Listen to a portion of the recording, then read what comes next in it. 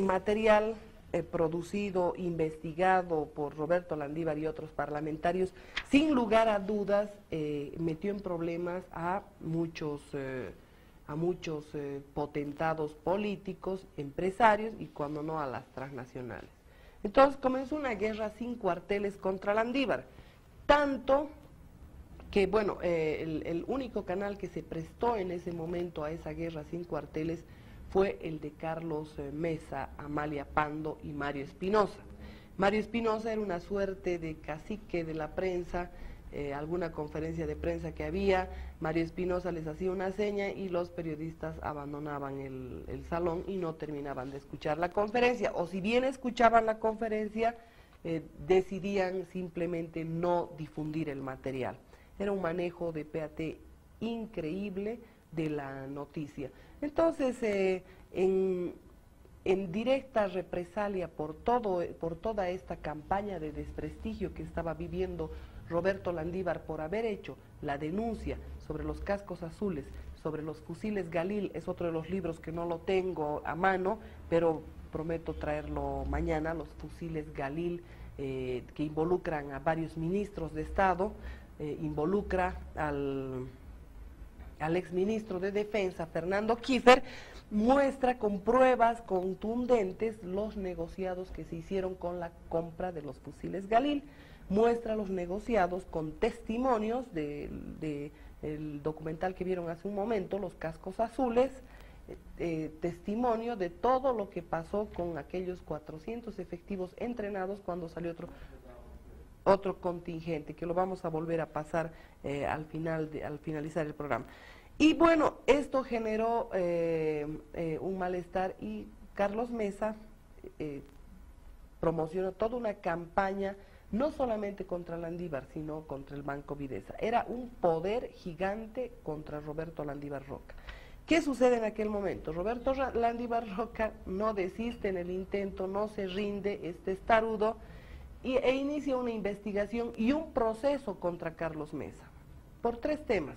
Lo tengo también el proceso, pero no a mano. Hay tanta documentación que es increíble poder llegar a saber en cuál de los archivos, en qué caja, en qué parte del depósito está. En todo caso, esto ya el día de hoy lo vamos a tener para que ustedes puedan conocer. Entonces, Landívar comienza un juicio contra Carlos Mesa.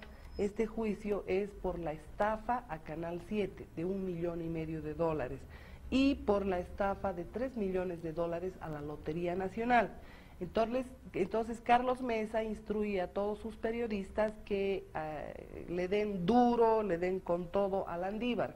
Y por supuesto comienza a mover ese extraordinario poder que tenía en PAT y bueno, con sus vinculaciones con el gobierno, para que comiencen a ahorcar al Banco Videsa, a provocar la quiebra del Banco Videsa.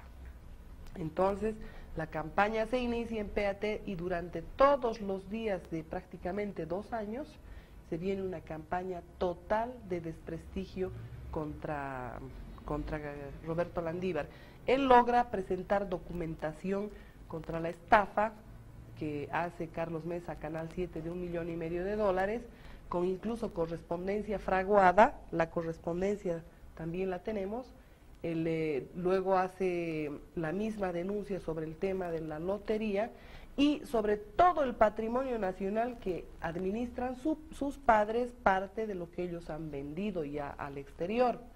Todo lo que es patrimonio nacional, pinturas, obras de arte, museos, son manejados por el padre de Carlos Mesa y por supuesto de ahí han desaparecido muchísimas obras de arte. Entonces la denuncia de Landívar va ya a atacar directamente a Mesa, que era el único canal que se metió en la batalla que había entre Fernando Kiefer y toda la mafia financiera del Banco Central a propósito de la publicación de este libro.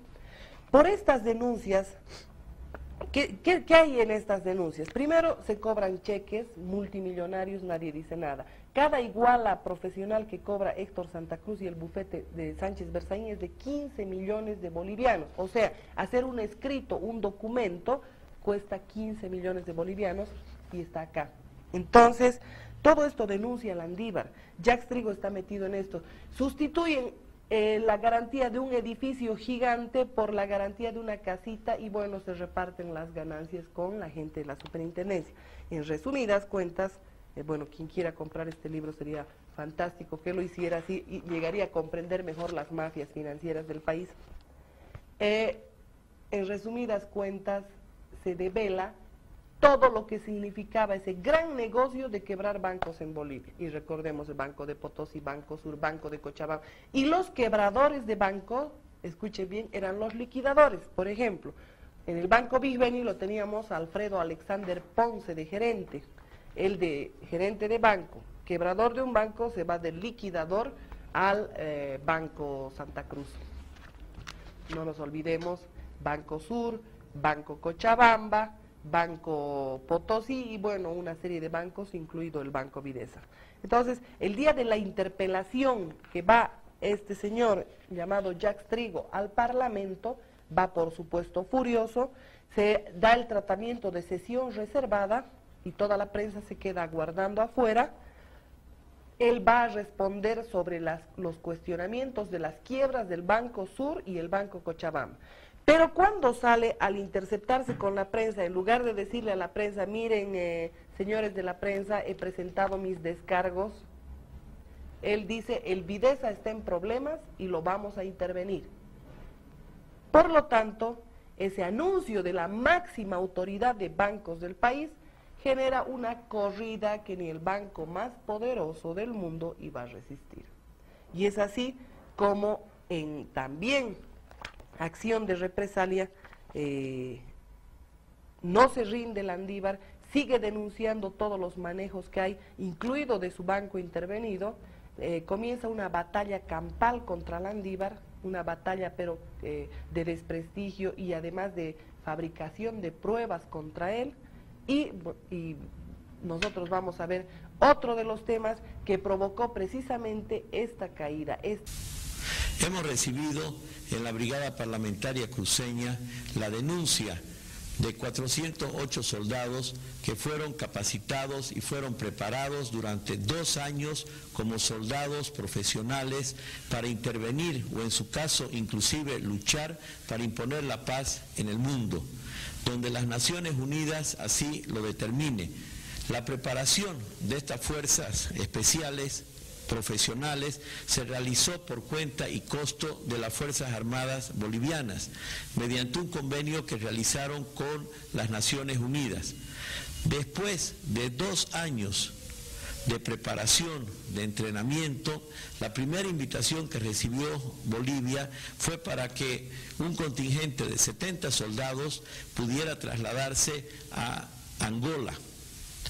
En lugar de enviar las Fuerzas Armadas a estos soldados profesionales que ya se habían preparado con todos los requisitos que exigían las Naciones Unidas, al enterarse que los soldados que viajarían recibirían un sueldo de aproximadamente $1000 sin incluir viáticos y otras expensas, enviaron a 50 sargentos y 20 oficiales de la Escuela Militar de Sargentos EMSE de Cochabamba, quienes no estaban preparados adecuadamente para esta misión. Prueba de ello es que vinieron 2 meses al regimiento manchego a entrenarse con las fuerzas especiales que ya se encontraban prácticamente a la finalización de su curso en el regimiento manchego. Los 408 soldados de estas Fuerzas Especiales para la Paz, soldados profesionales entrenados, fueron declarados posteriormente en vacación o licencia indefinida, sin goce de haberes, por supuesto, situación en la que ellos se encuentran hasta ahora, no pudiendo realizar trabajo alguno. Pues al encontrarse bajo bandera, si ellos realizan cualquier trabajo, inmediatamente pueden ser declarados desertores. En el momento en que ellos sean convocados, si no se presentan, de acuerdo a un contrato que tienen suscrito, deben pagar una multa de $8000, que es más o menos el costo que se ha estimado del curso de preparación que ellos llevaron. En este momento inclusive existen pruebas de que a muchos de los soldados que fueron dados de baja o que desertaron se les ha iniciado juicios. En la PTJ existe toda la documentación de este departamento donde se demuestra el cobro de estos $8.000. No entendemos cómo Bolivia puede darse el lujo de entrenar soldados profesionales para la paz mundial para luego declararlos en vacación indefinida. Estos muchachos se encuentran en este momento en una total incertidumbre, se sienten frustrados, son 2 años perdidos de su vida, se encuentran engañados por sus propias fuerzas armadas de su país y prácticamente no saben cuál va a ser su destino. Yo creo de que nosotros como parlamentarios tenemos la obligación no solamente de esclarecer esta situación, sino sobre todo de darle una respuesta o exigir a las Fuerzas Armadas que le dé una respuesta a estos 408 bolivianos, ciudadanos bolivianos, jóvenes bolivianos que tuvieron una esperanza, que creyeron en sus Fuerzas Armadas y que lastimosamente fueron engañados porque las Naciones Unidas iba a pagar unos pesos más y decidieron que vayan sargentos, que no vayan ellos, y ahora se encuentran en una situación de total incertidumbre. Fueron 13 tomos de libros donde se publicaron en anexos toda la documentación sobre la quiebra de los bancos. Entonces, ¿qué decidieron? Quebrarle el banco a Landívar. Ahora, que vinculó, no vinculó, si hizo, no hizo, ya es otro tema de investigación, por supuesto, respecto al tema del Banco Videsa. Lo cierto es que esa intensa campaña de televisión que promovió el sistema PAT fue vulnerando no solamente la credibilidad, sino también la seguridad de lo que representaba el Banco Videsa.